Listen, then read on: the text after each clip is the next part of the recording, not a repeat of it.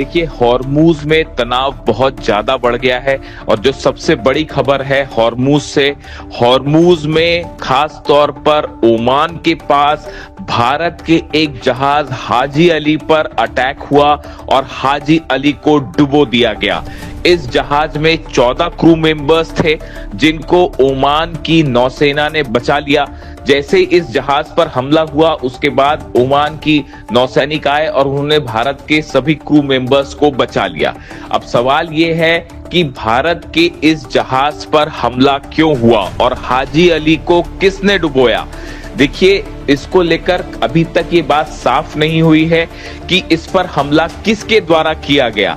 Iran की तरफ से कुछ नहीं कहा गया है, ना ही भारत की तरफ से किसी तरह का आरोप किसी पर लगाया गया है। लेकिन इसको लेकर दो थ्योरी सामने आ रही है।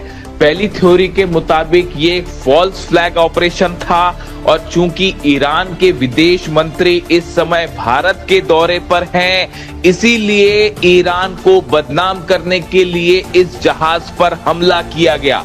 देखिए, हमला बेहद रहस्यमय था, ना तो किसी तरह की कोई वार्निंग दी गई, ना कोई कम्युनिकेशन हुआ और सीधा इस जहाज को हिट कर दिया गया। ईरान की तरफ से या आईआरजीसी की तरफ से जब भी इस तरह की कोई कार्रवाई हुई है पहले, तो वार्निंग दी जाती है जहाजों को कि आप या तो हमारे एरिया से बाहर चले जाइए या आप बिना परमिशन के आगे बढ़ रहे हैं, आपको आगे नहीं बढ़ने दिया जाएगा। लेकिन इस बार ऐसी कोई वार्निंग नहीं थी और सीधा हाजी अली पर हमला कर दिया गया। या तो ये ड्रोन स्ट्राइक थी या किसी मिसाइल से हमला किया, या फिर हो सकता है किसी टॉर्पीडो से भी हमला किया गया। यानी सवाल यह है कि अगर ईरान ने यह हमला किया तो बिना वार्निंग के हमला क्यों किया। इसीलिए यह कहा जा रहा है कि कहीं यह फॉल्स फ्लैग ऑपरेशन तो नहीं है। क्या अमेरिका के किसी जहाज से यह हमला किया गया या किसी और देश की तरफ से यह हमला किया गया और आरोप ईरान पर लगाने की कोशिश की गई, क्योंकि ईरान के विदेश मंत्री इस समय भारत के दौरे पर हैं और भारत और ईरान के बीच संबंधों को खराब करने के लिए यह फॉल्स फ्लैग ऑपरेशन किया गया है। देखिए, अभी इस पूरे मामले की जांच जारी है, लेकिन इसकी हकीकत अभी सामने नहीं आई है। वही एक और खबर यह है कि एक जहाज को जो कि यूएई से चला था उसे कैप्चर कर लिया गया है, लेकिन ये जहाज अभी किस तरफ जा रहा है और किसके कब्जे में है, इसको लेकर भी तस्वीर साफ नहीं है। लेकिन जिस तरह से भारत के जहाज पर हाजी अली पर हमला किया गया बिना किसी वार्निंग के, ये बेहद संदेह पैदा करता है कि आखिर इस पर हमले का मकसद क्या था और किसके इशारे पर यह हमला किया गया। इसको लेकर भारत की सरकार ने सख्त आपत्ति जताई है और यह कहा है कि इस तरह के हमले बर्दाश्त नहीं किए जाएंगे। देखिए, गौर करने वाली बात यह भी है कि अगर ईरान के विदेश मंत्री जब भारत में हैं, ऐसी स्थिति में ईरान की सेना भारत के किसी जहाज को क्यों निशाना बनाएगी। देखिए, ये एक ऐसा सवाल है जो तमाम एक्सपर्ट ये पूछ रहे हैं कि जब ईरान के विदेश मंत्री भारत के दौरे पर हैं और लगातार ईरान ने यह वादा किया है कि भारत को ऑयल सप्लाई जारी रहेगी हॉर्मूज से, और इस वक्त की बड़ी खबर है भारत का एक और बड़ा जहाज सनशाइन जो है वो हॉर्मूज को क्रॉस कर चुका है सही सलामत और भारत की तरफ बढ़ रहा है। यानी एक तरफ हॉर्मूज से वो जहाज पार करके भारत की तरफ बढ़ रहा है सनशाइन, और दूसरी तरफ हाजी अली पर हमला हो जाता है ओमान के करीब। ये वो इलाका भी है जहां पे अमेरिका के डिस्ट्रॉयर्स भी हैं। इसलिए हाजी अली पर यह हमला बेहद संदेहास्पद है। जब तक इसकी पूरी जांच सामने ना आ जाए तब तक ये नहीं माना जा सकता कि यह हमला किसने किया है। और मैं सीधा मुद्दे पर आना चाहता हूं। डोनाल्ड ट्रंप और जिनपिंग की मुलाकात में कुछ ऐसा हुआ जिसने पूरी दुनिया को हैरान कर दिया है और मानो अमेरिका और डोनाल्ड ट्रंप के तो पैरों तले जमीन ही खिसक गई है। देखिए, मीटिंग चल रही थी, जिनपिंग बैठे हुए थे, सामने डोनाल्ड ट्रंप बैठे हुए थे।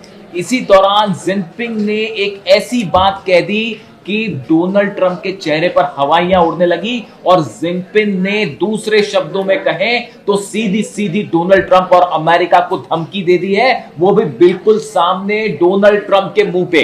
देखिए, चाइनीज प्रेसिडेंट ने क्या कहा, शी जिनपिंग ने क्या कहा। Chinese President Xi Jinping issued a dramatic warning to US President Donald Trump during their high-stakes summit in Beijing, saying that Taiwan issue could push China and United States into direct conflict if mishandled.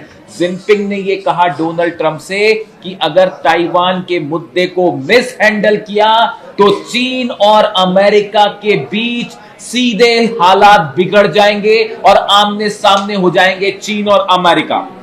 ये बात उन्होंने ऐसे समय में कही, देखिए उन्होंने जो एग्जैक्ट वर्ड्स का इस्तेमाल किया है, Taiwan issue could push China United states into a direct conflict, यानी दोनों में सीधा जो है द्वंद्व हो जाएगा और युद्ध वाली स्थिति भी बन सकती है। इशारों इशारों में ये बात कह दी जिनपिंग ने और सामने बैठे थे डोनाल्ड ट्रंप। देखिए इस मीटिंग में काफी लंबी चली, 3 मीटिंग्स हुई अलग अलग और 2-2 ढाई घंटे की मीटिंग्स हुई। उसमें जिनपिंग भी मौजूद रहे, ट्रंप भी मौजूद रहे। अमेरिका और ट्रंप की लगातार ये कोशिश थी कि पूरी इस बायलैटरल टॉक को तेहरान पर शिफ्ट किया जाए, यानी हॉर्मूज, ईरान, ये मुख्य मुद्दा था डोनाल्ड ट्रंप का कि कैसे बातचीत को यहां लाया जाए, चीन पर दबाव बनाया जाए कि वो इस बात के लिए तैयार हो कि ईरान को जो है हॉर्मूज ओपन करे, ईरान न्यूक्लियर डील करे, यूरेनियम पर डील करे। ये कोशिश के साथ डोनाल्ड ट्रंप गए थे चीन के दौरे पर, लेकिन हुआ ये कि चीन ने मुद्दे को तेहरान से ताइवान शिफ्ट कर दिया और इस मीटिंग में नंबर 1 मुद्दा हो गया ताइवान। देखिए जो खबर है, खबर के मुताबिक आपको ये समझना पड़ेगा कि 2 चीजें हैं। पहली बात तो ये है कि ताइवान को लेकर अमेरिका की संसद से एक प्रस्ताव पास हो चुका है जिसमें अरबों रुपए के हथियार अमेरिका ने ताइवान को प्रोवाइड करने का समझौता कर लिया है, जिसको लेकर जो है अमेरिकी सीनेट ने उस प्रस्ताव को पास कर दिया। अभी हालांकि डोनाल्ड ट्रंप ने ओके नहीं किया। समझौता क्या था? अरबों रुपए का डिफेंस सिस्टम दिया जाएगा ताइवान को, मिसाइल्स दी जाएंगी ताइवान को, हो सकता है फाइटर जेट्स भी दिए जाएं। ये बात चीन को कतई नागवार गुजर रही थी और चीन नहीं चाह रहा था कि किसी तरह का इंटरफेरेंस हो। अब डोनाल्ड ट्रंप शायद इस बार्गेनिंग पावर के साथ वहां पहुंचे थे कि आप जो है वो ईरान को मनाइए वरना हम ताइवान को हथियार दे देंगे, और इस टाइप का शायद उनका मूड था। लेकिन जिनपिंग ने उस बाजी को पलट दिया बायलैटरल समिट में सामने ही बैठ के, और बात छेड़ दी ताइवान की। यानी बात होनी थी तेहरान पे, वो आ गई ताइवान पे, और उसके बाद चीन की तरफ से सीधा मुंह पर यह बात कह दी गई कि अगर आपने ताइवान को मिस हैंडल किया तो आमने सामने वाली स्थिति हो जाएगी अमेरिका की और चीन की। इस बात के लिए डोनाल्ड ट्रंप कतई तैयार नहीं थे। आप ट्रंप की बॉडी लैंग्वेज देखिए इस मीटिंग में, ट्रंप ने जिस तरह से इन बातों का जवाब दिया आप उन्हें देखिए। पूरी समिट के दौरान डोनाल्ड ट्रंप एक डिफेंसिव मोड में दिखाई दे रहे हैं। जिस तरह के बयान अमेरिका में देते हैं डोनाल्ड ट्रंप की ऐसा कर देंगे वैसा कर देंगे, वो सब की सब जो उनका स्टाइल है वो हवा हो गया चीन आके, और पूरे समिट के दौरान वो डिफेंसिव मोड में दिखाई दिए। अपने साथ कई सारे सीईओज लेके पहुंचे अलग अलग कंपनीज के। वो जो डील्स हो रही हैं वो डील हो रही है, देखिए business deal, trade deal, tariff पर बात, सोयाबीन पे बात और एआई पर बात, ये सब चीजें अलग है।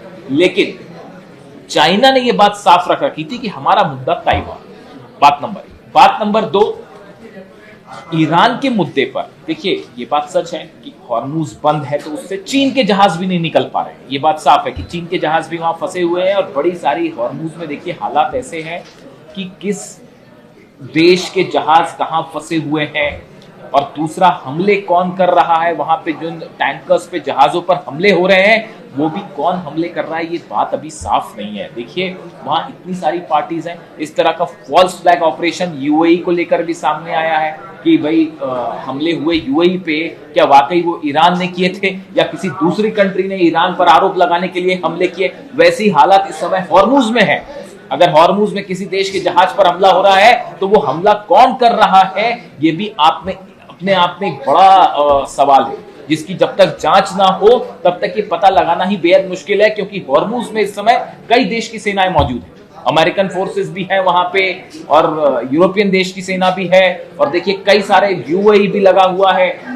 कई वहां पे फोर्सेस है जिसमें कौन कब कहां किस पर हमला कर देगा कोई भरोसा नहीं है। अगर कोई ड्रोन आके किसी जहाज पर गिर रहा है, मिसाइल हिट कर रही है, तो आप यही पता नहीं लगा पाएंगे कि हमला किया किसने।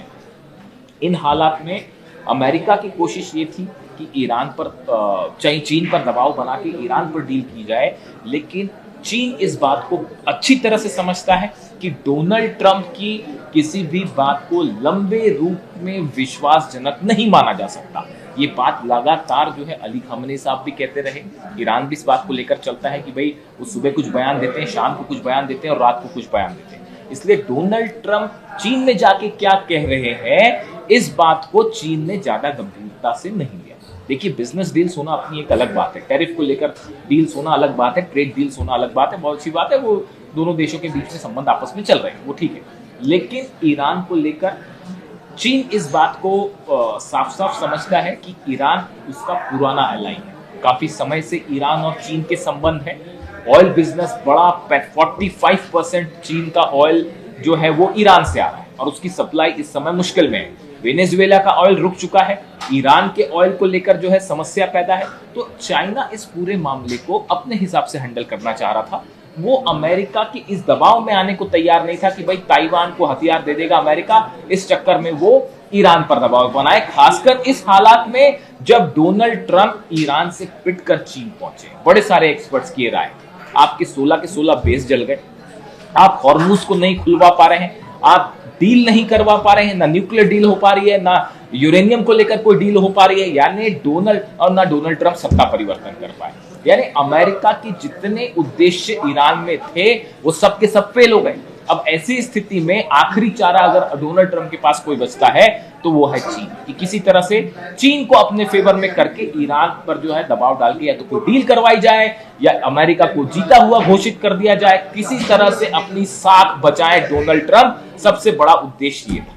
लेकिन चीन इस बात अच्छी तरह से समझता है कि चीन ने जब आप वैसे भी देखें कि इस पूरी बातचीत के दौरान जब जब ऐसे मौके आए, जब शी जिनपिंग और डोनाल्ड ट्रंप आमने सामने थे, एक साथ थे, तो उसमें शी जिनपिंग की प्रतिक्रियाएं बड़ी सधी हुई थी। वो वैसे ही बहुत ज़्यादा नहीं बोलते, बहुत ज़्यादा हावभाव नहीं देते, और ऐसी स्थिति में डोनाल्ड ट्रंप की जो एक देखिए, ताइवान पर एक तो उनसे सवाल पूछा गया, उन्होंने कोई जवाब नहीं दिया। यानी ताइवान के मुद्दे पर चीन जो है वो भारी पड़ा अमेरिका के ऊपर, इसमें दो राय नहीं। अमेरिका चीन से ईरान को लेकर जो चीजें करवाना चाह रहे थे वो भी अभी साफ नहीं है। देखिए, खबर इस तरह की है, अमेरिका के कुछ अखबारों में ये खबर छपी है कि चीन ने मध्यस्थता के लिए कुछ शर्तें रखी। अब देखिए, बड़ी हैरान करने वाली बात, उधर ईरान कह रहा है कि हम जो है इस मुद्दों के पे कोई बात नहीं करेंगे, न्यूक्लियर बात नहीं करेंगे, हम यूरेनियम पे बात नहीं करेंगे। तो चीन वाली तो शर्तें अलग ही है, वो अपनी बात पे अड़ा हुआ है। देखिए, ईरान अगर हम बात करें तो ईरान ने अपनी शर्तें अलग रख दी हैं कि हम न्यूक्लियर मुद्दे पर कोई बात नहीं करेंगे, हम यूरेनियम पर कोई बात नहीं करेंगे। तो ईरान ने असली जो पार्टी से बातचीत होनी है उसने अपनी शर्तें अलग रख दी है। यहां पर चीन को मध्यस्थता करने के लिए भी अमेरिका नहीं मना पा रहा है और चीन ने मध्यस्थता के लिए भी अपनी शर्तें रख दी, और बताया जा रहा है कि अमेरिका को वो शर्तें भी मंजूर नहीं। यानी जिससे डील होनी है वो तो दूर की कौड़ी, वो तो कोई डील होने ही नहीं वाली कभी। जो मध्यस्थता के लिए जो शर्तें रख दी चीन ने, वो भी अमेरिका को नागवार गुजरी है, अमेरिका उसके लिए भी तैयार नहीं हो पा रहा है। यानी आप सोचिए कि हालात, जो लोग ये सोचते हैं कि किसी तरह की डील हो जाएगी ईरान और अमेरिका में, आप सोचिए, इस बात को समझिए कि ईरान जो है वो मध्यस्थता के लिए भी आप देखिए, चीन ने मध्यस्थता के लिए भी जो शर्तें रख दी वो शर्तें भी अमेरिका को मंजूर नहीं। तो ऐसी हालत में जब मध्यस्थता ही नहीं हो पा रही तो फिर डील कैसे हो पाएगी। और पाकिस्तान वाला चैप्टर खत्म हो गया है, पाकिस्तान की चैप्टर कोशिश जो थी वो खत्म हो चुकी है, पाकिस्तान वाला जो चैप्टर था वो क्लोज। तो अब चीन भी जो है वो ईरान को लेकर मध्यस्थता को राजी नहीं है, ऐसी खबरें। इन हालात में ट्रेड डील्स होती रहे, बाकी की चीजें होती रहे, वो एक अलग चीज है। लेकिन हॉर्मुज का मुद्दा वैसे का वैसा ही है, ईरान का न्यूक्लियर प्रोग्राम वैसा ही है, और खासतौर पर यूरेनियम प्रोग्राम। अब इस बीच में देखिए रशिया की भूमिका देखिए।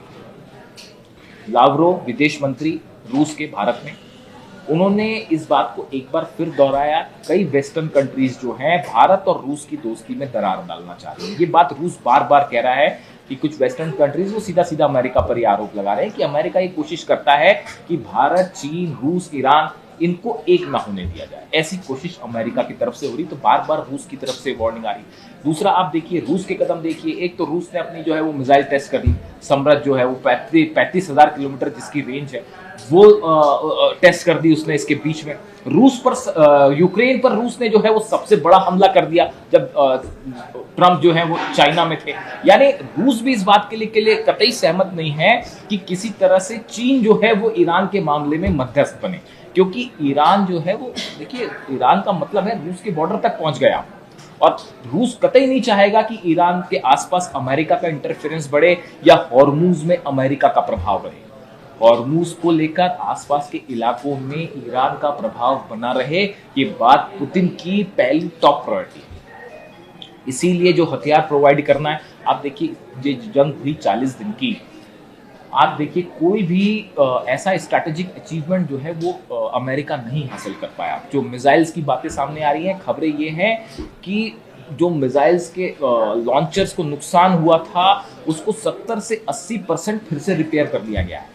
यानी अगर 100 लॉन्चर्स को नुकसान हुआ था उसमें 80 लॉन्चर फिर से तैयार हो गए, और लगातार धड़ाधड़ मिसाइल्स बन रही हैं, ड्रोन बन रहे हैं। पता चल रहा है कि रूस की तरफ से बड़ी संख्या में ड्रोन सप्लाई किए जा रहे हैं। पिछले 24 घंटे के अंदर रूस ने यूक्रेन पर 1500 ड्रोन फायर कर दिए। आप समझिए हालात कितने टेंस होते जा रहे हैं।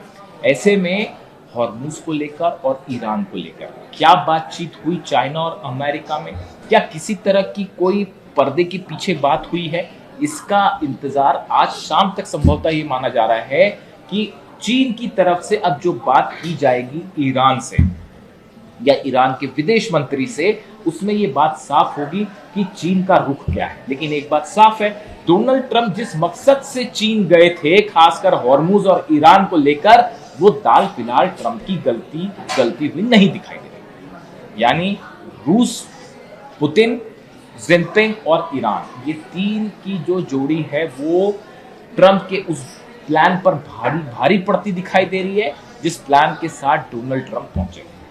ये अमेरिका के विदेश नीति की जैसी जो खबरें सामने आ रही हैं कि अगर हॉर्मूज को लेकर या यूरेनियम को लेकर या न्यूक्लियर प्लान को लेकर कोई सहमति नहीं बन पाई, तो इन हालात में ये अमेरिका की विदेश नीति को बहुत बड़ा झटका हो सकता है।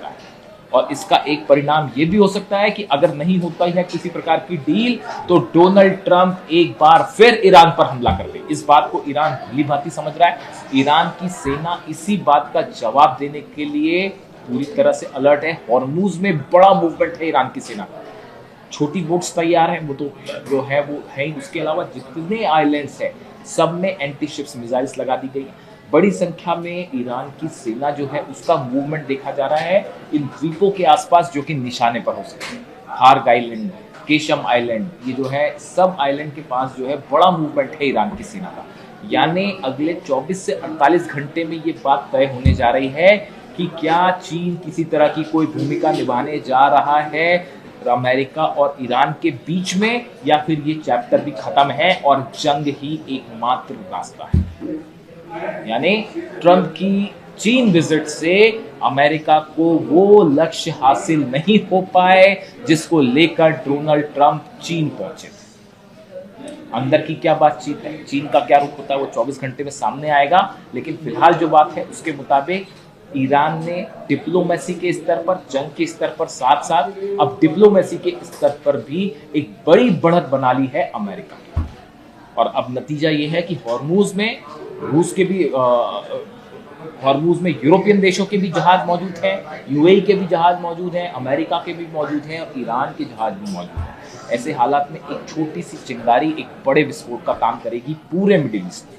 यानी जंग होगी या बातचीत अगले 24 से 48 घंटे में तय हो जाएगा। वीडियो कैसा लगा कमेंट करके जरूर बताइए। Thank you so much.